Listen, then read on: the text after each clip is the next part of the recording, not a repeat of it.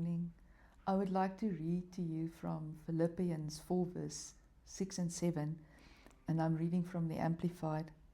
Do not fret or have any anxiety about anything, but in every circumstance and in everything, by prayer and petition, definite requests, with thanksgiving, continue to make known your wants to God.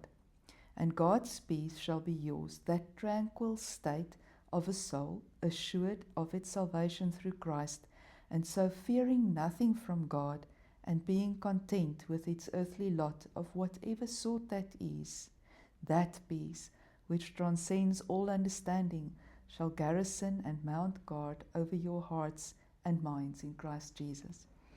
This morning, as I was driving to work, I was reminded of this verse and the words in the Amplified that says that we can be content with our earthly lot, and that will give us peace.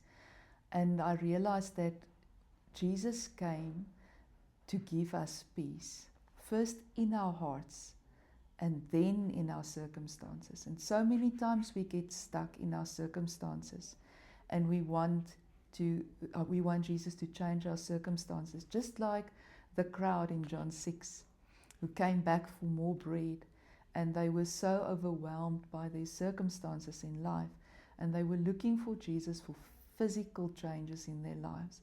But Jesus said, I have a peace that I want to give to you in your heart first, and then I can change your circumstances, or then you can face the circumstances.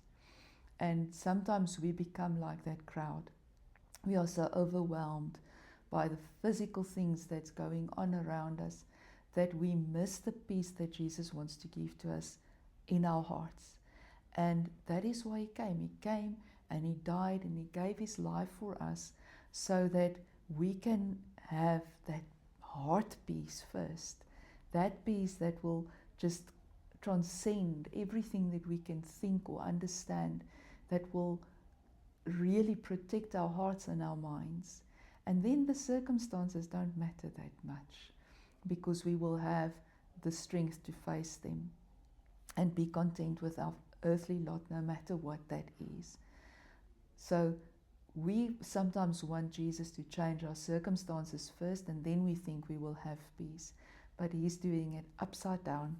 He's saying, first I want to give you peace in your heart, and then we can face the circumstances together.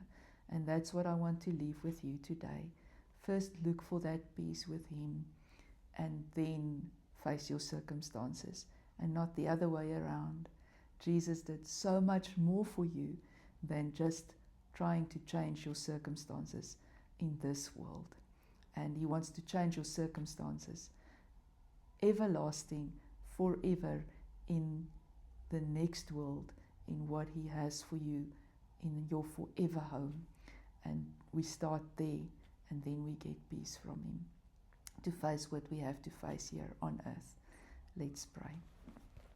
Heavenly Father, thank You so much for sending Jesus, and that Jesus, that You gave everything on the cross so that we may have life, and life in abundance, both here on earth but also in our forever home when You come to take us home.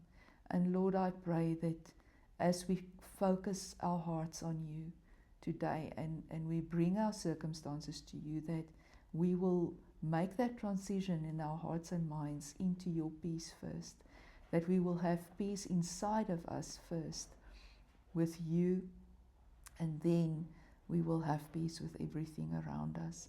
And I pray, Lord, that Your peace will protect our hearts and protect our minds, that Your peace will go before us, and that we will be able to face our circumstances no matter what they are.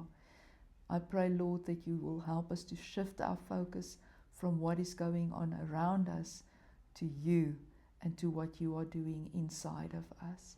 And may Your peace just be our strength in this week. We pray in Jesus' name. Amen. May you be blessed this week.